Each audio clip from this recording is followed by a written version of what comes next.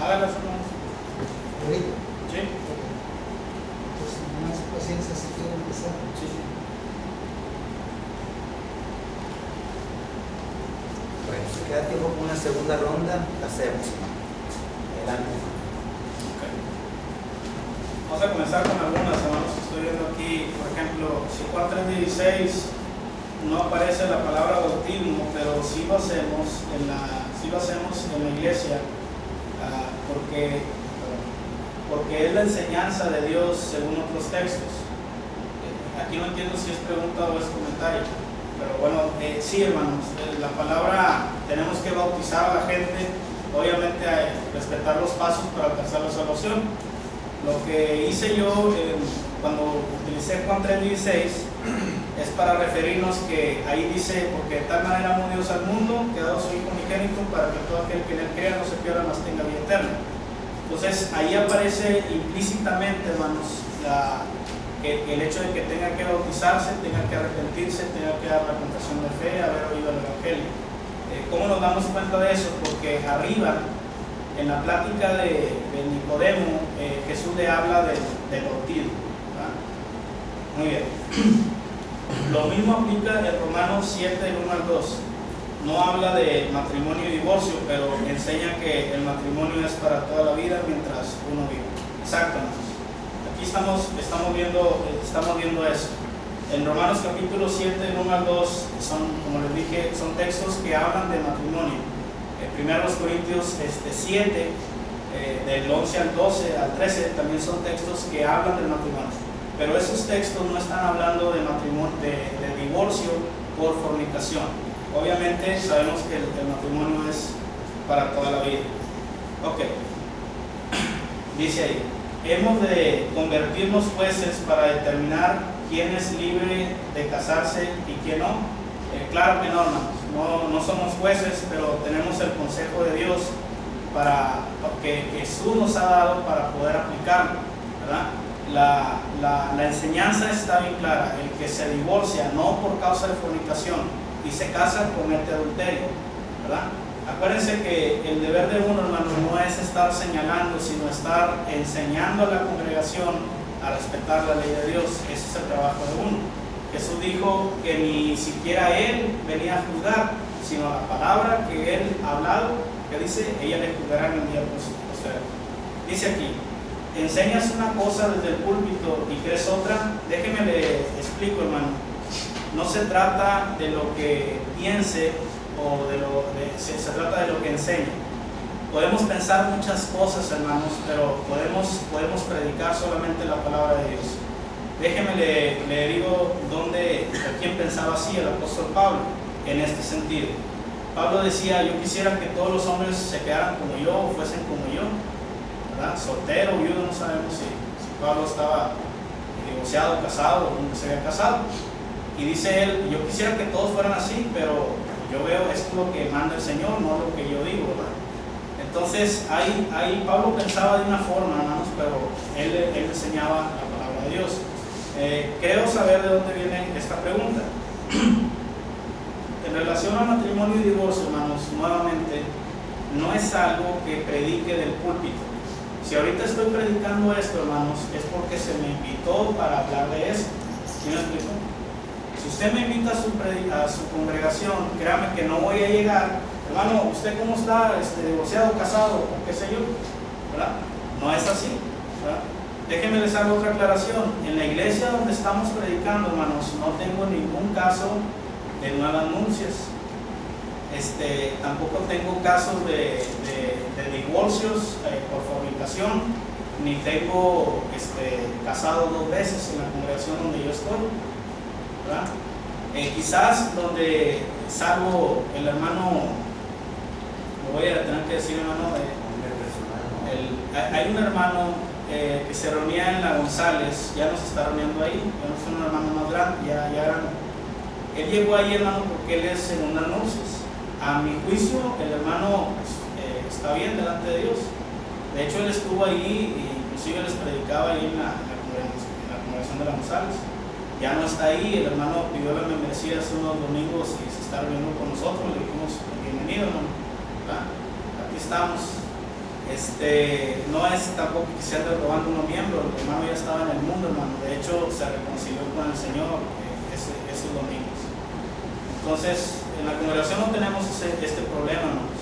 Por tanto, si no hay un problema, pues no tiene caso predicar eso o enseñar.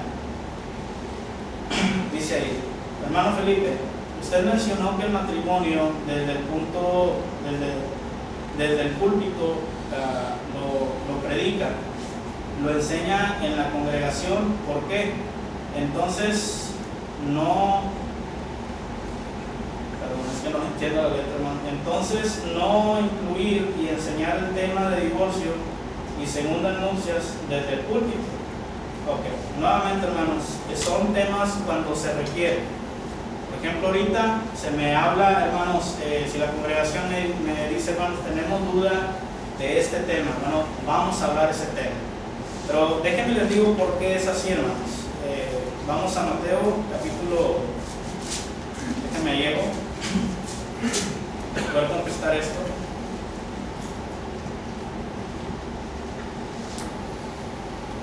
En Mateo capítulo 28, versículo 19 al 20, tenemos la comisión. Por tanto, id a ser discípulos a todas las naciones, bautizándolos en nombre del Padre, el Hijo y el Espíritu Santo, enseñándoles que guarden todas las cosas que os he mandado. ¿Cuáles son las cosas que Cristo mandó o que Cristo enseñó? Pues todo lo que aparece en el Evangelio de Mateo. Pablo dice, no he rehuido de anunciaros todo el consejo de Dios. Entonces, tenemos que anunciar, hermanos, el consejo de Dios. Ahora, yo creo que es de sentido común, hermanos. Si en la congregación usted mira que hay ciertos conflictos entre algunos hermanos, pues es un buen tema predicarlo, ¿verdad? ¿Qué dice la Biblia de si debe haber conflictos o no? O cómo resolver conflictos. Pero si en su congregación, hermanos, hay una atmósfera de armonía, de unidad, pues ¿para qué predicar un tema de conflictos? ¿No cree usted? Entonces, bajo ese situación, pues se enseña, ¿verdad? De esta forma.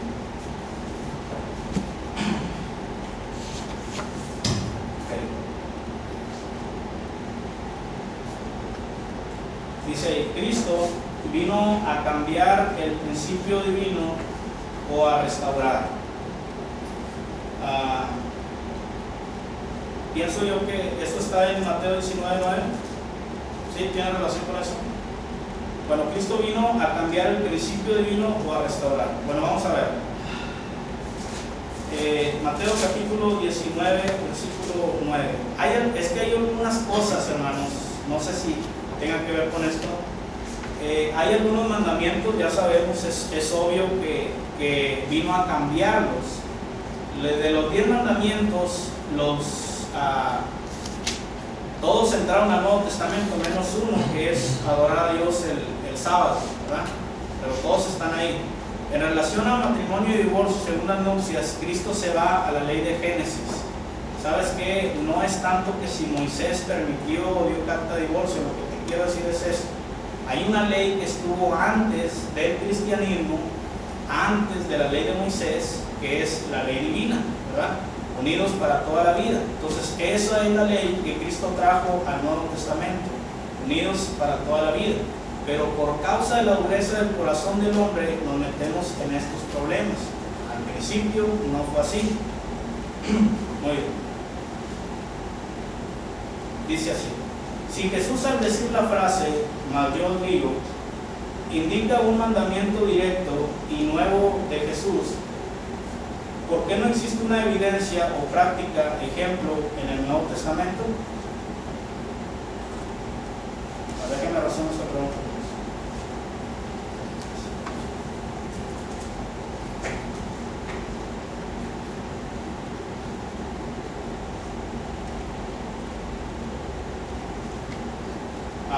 Si Jesús, al decir la frase, mas yo os digo, indica un mandamiento directo y nuevo de Jesús, ¿por qué no existe una evidencia o práctica o ejemplo en el Nuevo Testamento? Bueno, la frase mas yo os digo, hermanos, se repite varias veces en el Sermón del Monte. Cuando oíste que fue dicho a los antiguos, mas yo os digo. Entonces, recordemos algo, sí, Jesús vivió bajo el Antiguo Testamento, ¿cómo se llama? Pero comenzó con el nacimiento de Cristo, pero entra en vigor cuando Él muere, de acuerdo a Hebreos, ¿verdad?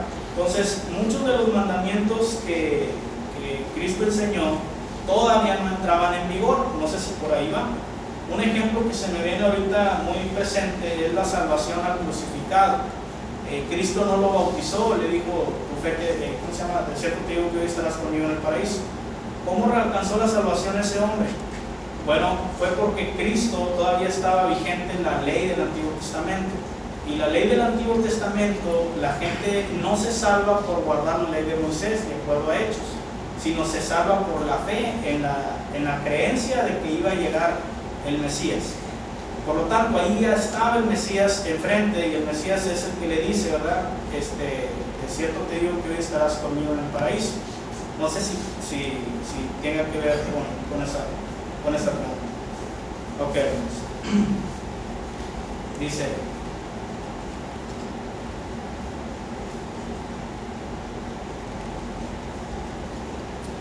el permiso que dio Moisés también lo da Cristo. El permiso que dio Moisés también lo da Cristo. Es pregunta, ¿también lo da Cristo? Si es así, ¿cuál es la diferencia entre la ley y el Evangelio? Muy bien. Moisés, hermanos, no...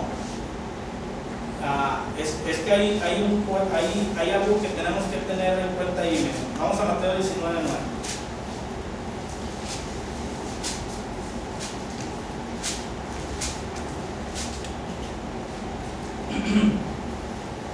La pregunta de ellos es, ¿el lícito? No, déjenme ver. Mateo capítulo 19. Dice: ¿por qué pues mandó Moisés dar carta de divorcio y repudiarla? Bueno, Jesús dice: por la dureza de vuestros corazones Moisés os permitió. Es que ellos decían, bueno, es un mandamiento que tenemos de Moisés, repudiar. No, espérate, no es un mandamiento. Moisés te permite eso, pero no de una forma como mandamiento. Es igual, ¿verdad? En la ley del Nuevo Testamento, ¿qué es lo que quiere Dios? Que no haya divorcios. En el Antiguo Testamento, ¿qué es lo que quiere Dios en el Nuevo Testamento? Que no haya divorcios, ¿verdad? Ahora bien, el divorciarse, hermanos, y volverse a casar no por fornicación es adulterio delante de Dios. Como lo hemos dicho, el divorciarse, salvo por causa de fornicación, y volverse a casar, no es algo, hermanos, que Dios quiera. Ya desde que hay un divorcio, hermanos, es algo que no estuvo en los planes de Dios. Es como pudiéramos decirlo, que es una oportunidad que Dios da en contra de su voluntad, ¿sí? Entonces no es algo que Moisés haya mandado, sino es algo que permitió Moisés. Como en el Nuevo Testamento, no es algo que Dios nos manda que hagamos, pero sí nos permite que hagamos para la parte afectada, en este caso. El matrimonio es un pacto con Dios, así es. ¿Cómo se termina un pacto con Dios? Quebrantándolo. Romanos capítulo 7. El pacto termina con, el pecado termina con el pacto con Dios. Hay una parte del Antiguo Testamento, hermanos, uno de los profetas habla sobre eso. El pueblo de Dios fue infiel a Dios y Dios dice hasta aquí, ¿verdad? Cuando hay un pacto es un acuerdo. Dios promete bendecirlo, cuidarlo, ¿verdad? Protegerlo, pero demanda fidelidad. ¿Cómo se rompe ese pacto? Por medio del pecado, hermanos. Así es también en el matrimonio. Nos comprometemos con nuestro cónyuge y delante de Dios, yo te voy a ser fiel, Señor, yo le voy a ser fiel. Al momento que yo sea infiel por causa del pecado, quebranto el pacto con un cónyuge y quebranto el pacto con mi Dios. Ok.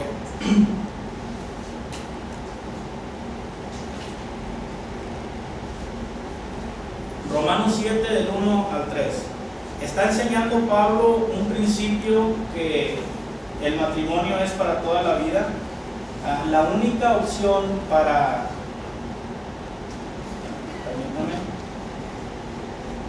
casarse,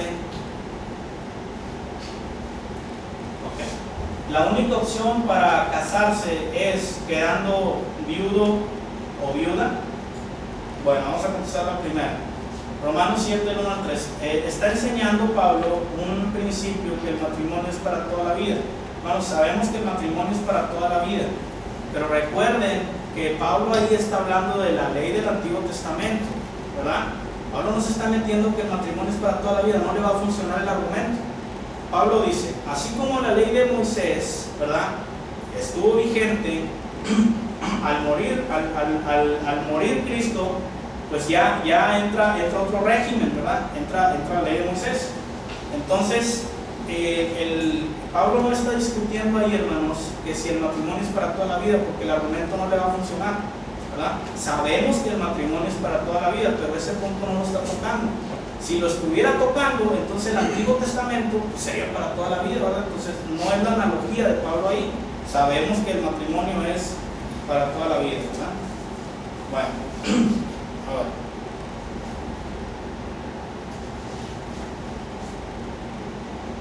Dice, ¿por qué le da más peso a lo que dice William Barenga que lo que dice el apóstol Pablo?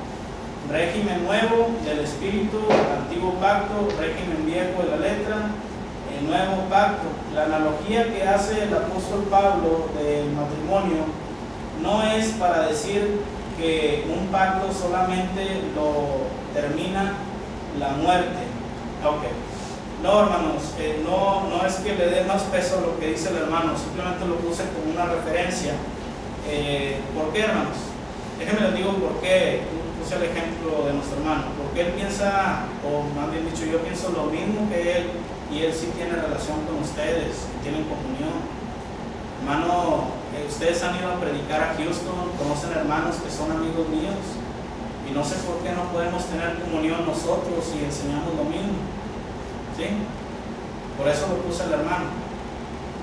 No es que se le esté dando más, ¿verdad? Sino ahí está el comentario, el hermano piensa igual, inclusive pues, ustedes tienen comunión con él, o con los hermanos de Laredo. El hermano Manuel vino a predicarnos y él también piensa lo mismo que les acabo de decir. Los hermanos de Monterrey, hermanos, también enseñan lo mismo. Los hermanos Rodríguez, la escuela de Monterrey enseña lo mismo, la escuela de Querétaro, hermano, enseña lo mismo, y ustedes sí tienen comunión con ellos. Les digo, en la congregación donde yo estoy no tengo casos de matrimonio y divorcio. ¿Ustedes tienen casos así? Y aún así siento que pensamos distinto de este tema, hermanos. En lo personal no es para que yo corte comunión con ustedes, por eso estoy aquí, hermanos. Si estoy aquí es porque quiero tener comunión con ustedes. Pensamos distinto, hermanos. Que Dios nos ayude para que cada uno en lo particular, en las congregaciones en las que estamos, podamos resolver esos conflictos y dar la mejor ayuda que podamos.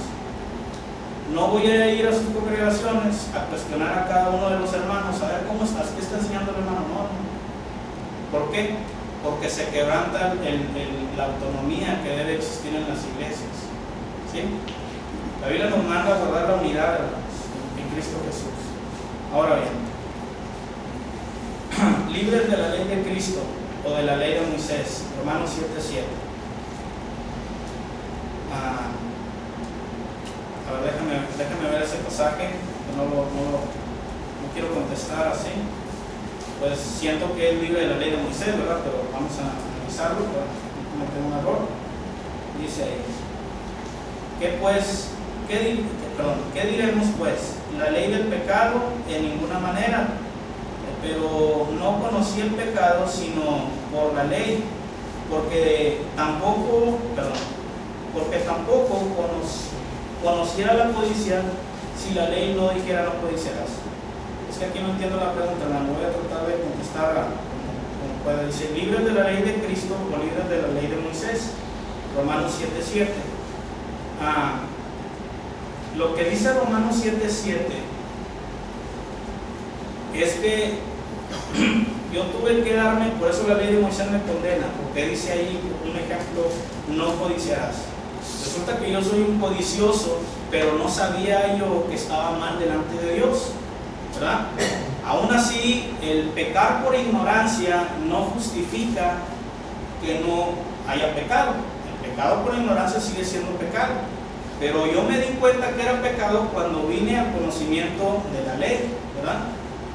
Igualmente en la ley de Cristo, ¿verdad? Pues tantas cosas que enseñábamos o creíamos nosotros antes de ser cristianos, pensábamos que estaba bien, ¿verdad? Resulta que venimos a la ley de Cristo y nos damos cuenta que no, ¿verdad? Entonces, no sé si tenga que ver con eso. Bueno, creo que esta es la última.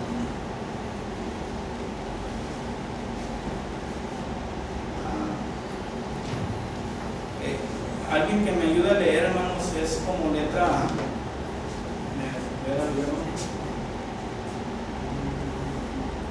Voy a decir lo que predica, no lo que pienso. Voy a decir lo que predico, no lo que pienso, acerca del matrimonio, divorcio y renuncias. Ahora, ¿qué es lo que piensan? Sí. Okay. Aunque no lo predique. O sea, ahora, ¿qué es lo que piensan? O creen de esto, Sí. aunque no lo predique. Ok. O sea, no Sí. voy a predicar lo que pienso ni lo que creo, pero ahorita la pregunta es, ¿qué es lo que creen? Ok. Bueno, en Mateo 19:9, bueno, creo que el matrimonio es para toda la vida. Creo que el divorcio no es algo que agrade a Dios. Dios aborrece el divorcio, eso es lo que creo y enseño. Creo que cuando hay un conflicto en el matrimonio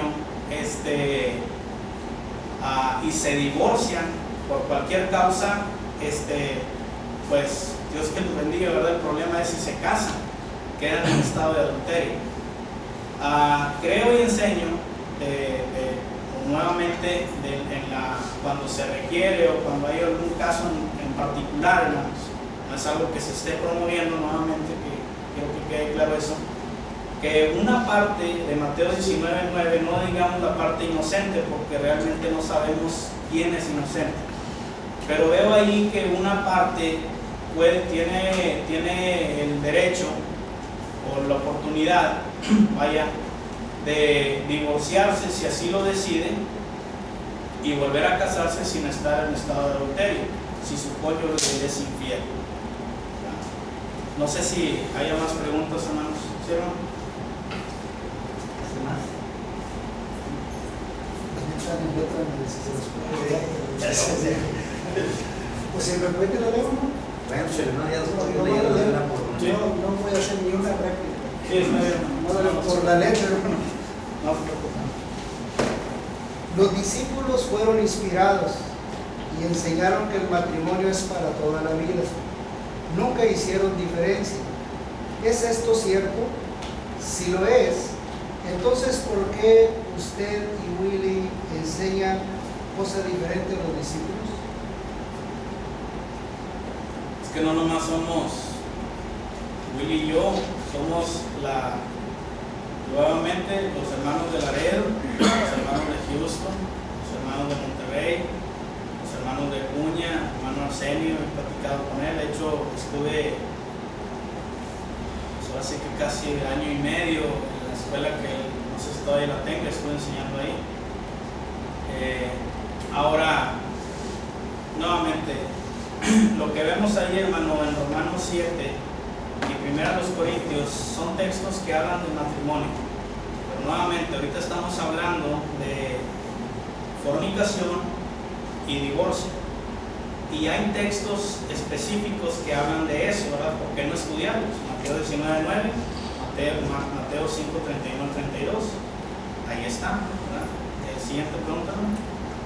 Si la hermana es golpeada y amenazada de muerte, puede divorciarse. Usted y Willy dicen así. La Escritura dice que no, solo por causa de fornicación, Mateo 5:31-32. ¿Qué debemos de hacer? Antes de llegar a esa conclusión, hermano, otra vez, cada caso que nos vaya a tocar en particular, pienso que es bien distinto, muy diferente. Cada problema en el matrimonio pues trae diferentes situaciones, diferentes circunstancias. Entonces, si una hermana, hermanos, es golpeada por su marido, obvio que uno no le va a decir divórciese, obvio que uno le va a decir, hermana, vamos a luchar porque se salve su matrimonio, ¿verdad? Vamos a orar, vamos a platicar con su cónyuge si él así lo permite. ¿Sí? Esa es mi contestación. El contexto de Mateo 19, 1 al 12 es Lucas 16, 18, Romanos 7, 1 al 2, 1 Corintios 7, 8, 9, Marcos 10, 1. El contexto de Mateo es la Biblia. Si es así, entonces, ¿será verdad que un texto no puede contradecir todos los demás textos? Ok. Mira, hermano, está haciendo muchas preguntas en una. Vamos a, no voy a seguir ese juego. Dígame nada más la pregunta que necesito oír.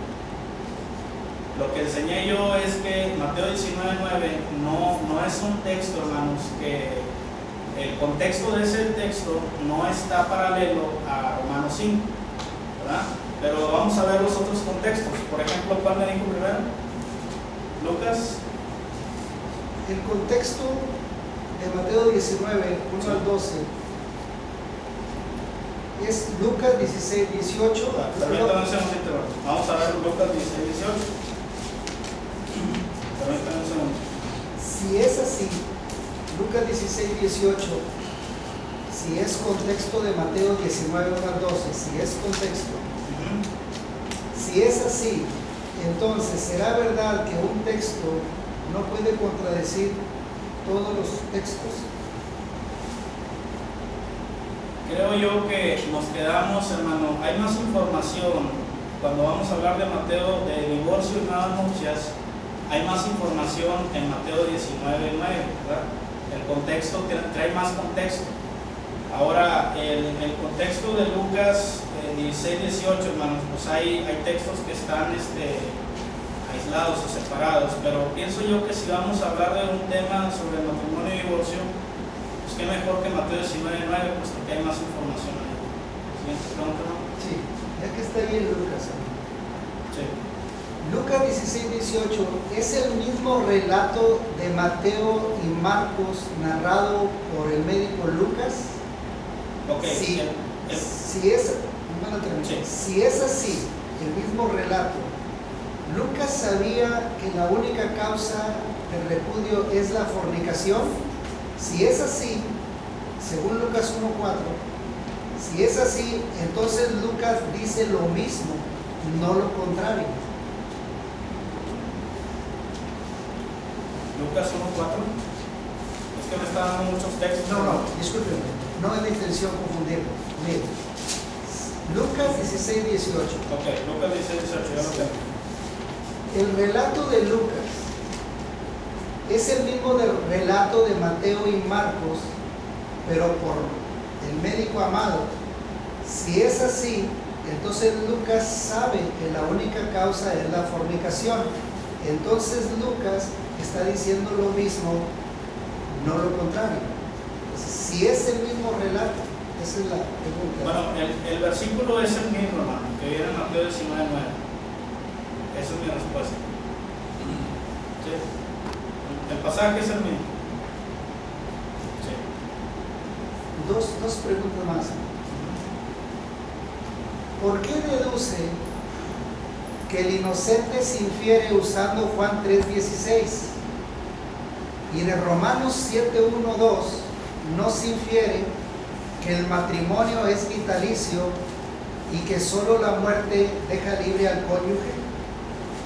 No fue así te voy a regalar mire, te voy a regalar lo que prediqué, hermano. ¿Se lo puede pasar, hermano? No es lo que estoy enseñando, hermano. Vamos a formular bien la pregunta porque no es ahí. ¿Puede volver a repetir eso? ¿Por qué deduce? Usted puso el ejemplo de Juan 3:16 para decir que hay una inferencia. Sí, el ejemplo de la no se inferencia. requiere el arrepentimiento y ahí está deducido. Y dijo que si se deducía ahí en Juan 3:16 eso, podíamos deducir que había una parte inocente. Para eso citó Juan. Por eso la pregunta es, ¿por qué deduce que el inocente se infiere con el ejemplo de Juan 3:16 Ajá. y de Romanos 7:1 y 2 no se infiere que el matrimonio es vitalicio y que solo la muerte deja libre al cónyuge. Ok. Número uno, hermano. No utilicé la frase inocente en la lección. Cuando utilicé la frase inocente es por el comentario del hermano Will, ¿verdad? Ahora bien, cuando utilizo Juan 3:16 para enseñar la enseñanza explícita o ilustrar, es para reafirmar la frase salvo por causa de fornicación, que implica ahí que hay una parte que puede casarse, puede divorciarse y casarse sin quedar en estado de adulterio, ¿verdad? Eso es lo que estaba mencionando ahí. Si no lo mencioné es porque no lo había considerado, pero pues es un buen punto. ¿Sí? Bueno, Dios prohíbe tocar a la infiel. ¿Por qué? ¿No será porque su cónyuge que la repudió vive? Dios prohíbe casarse con la infiel. Exacto. Sí. No, hermano. En Mateo 19:9, nuevamente respetando los contextos y aplicando la regla que usted utilizó en los escritos, hermanos. Por ejemplo, aquí, de respetar los textos dentro de su contexto. Ahí no se puede alguien casarse con la repudiada, no porque su cónyuge viva, de acuerdo a Mateo 19:9, sino porque el divorcio no fue por fornicación. Eso es lo que encontramos ahí basado en ese texto. ¿Sí? Okay. ¿Sería todo? Sí, y una reflexión, hermano, pensar y no enseñar, creer y no enseñar. ¿Por qué ocultarlo? No oculto lo que creo, lo enseño.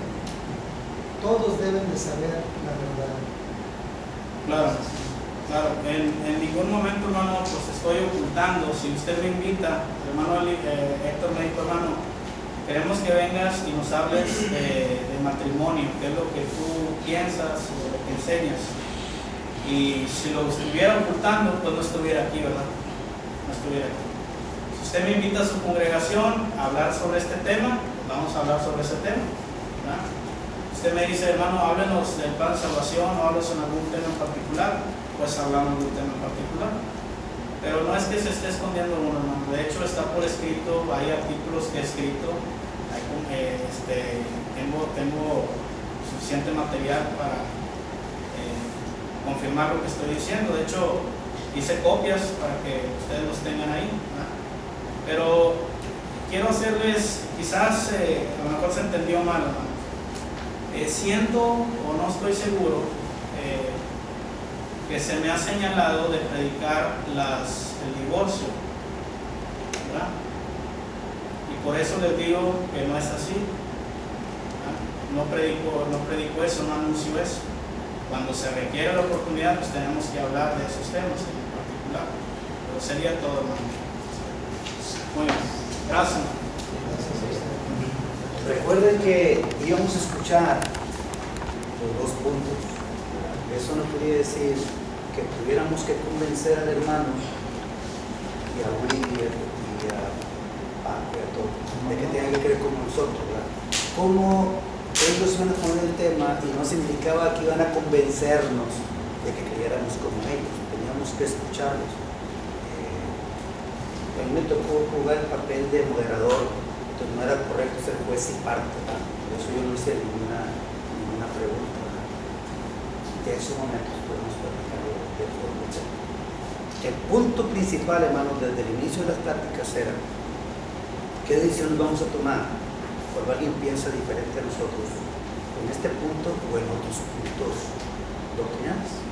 Dijimos, allá los americanos, miembros de la iglesia, festejan Navidad, festejan un montón de cosas y dicen, no, ay caramba, pues ¿qué está pasando aquí? Entonces, ¿qué decisión vamos a tomar? Entonces, vamos a cerrar esta reunión con oración y luego ya definiremos y vamos a juntar otra vez para tomar las decisiones con la ayuda de Dios para la iglesia aquí en esta reunión. Ya nos quedó clarísimo que eso es lo que, como ellos lo perciben, ¿verdad? Ya ellos quedó clarísimo como nosotros lo percibimos. Cada uno va a cosechar lo que siembre, cada uno va a cosechar lo que siembre, ¿verdad? Pero la decisión es qué vamos a hacer como iglesia aquí. Entonces, vamos a hacer oración y luego decidimos si nos juntamos otra vez para tomar las decisiones o si le seguimos otra vez con los temas, etc.